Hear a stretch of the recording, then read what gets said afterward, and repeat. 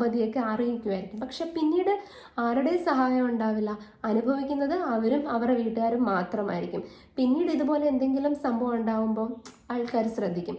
അതുപോലെ തന്നെ എനിക്ക് തോന്നിയ വേറൊരു കാര്യമാണ്, ഇപ്പോൾ വന്യമൃഗങ്ങളുടെ ആക്രമണത്തിൽ ഏതെങ്കിലും മനുഷ്യർക്ക് എന്തെങ്കിലും ജീവഹാനി സംഭവിക്കുകയോ അല്ലെങ്കിൽ ഇതുപോലെ എന്തെങ്കിലും ലൈഫ് ത്രെറ്റനിങ് ആയിട്ട് ആക്സിഡൻറ്റ്സ് എന്തെങ്കിലും ഉണ്ടാകുമ്പോൾ അതിനെതിരെ സംസാരിക്കാനോ അല്ലെങ്കിൽ അവർക്ക് വേണ്ടി സംസാരിക്കാനോ സപ്പോർട്ട് ചെയ്യാനോ ആരും കാണത്തില്ല.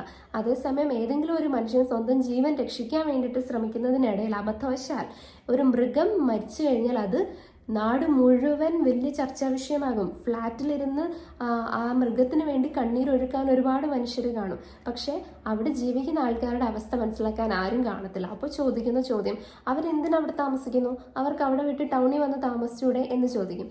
എന്നാൽ ഈ ചോദിക്കുന്ന ആൾക്കാർ ഈ പാവപ്പെട്ട മനുഷ്യർക്ക് കുറച്ച് സ്ഥലം വാങ്ങിച്ച് വീട് വെച്ച് കൊടുക്കാൻ തയ്യാറാവുമോ?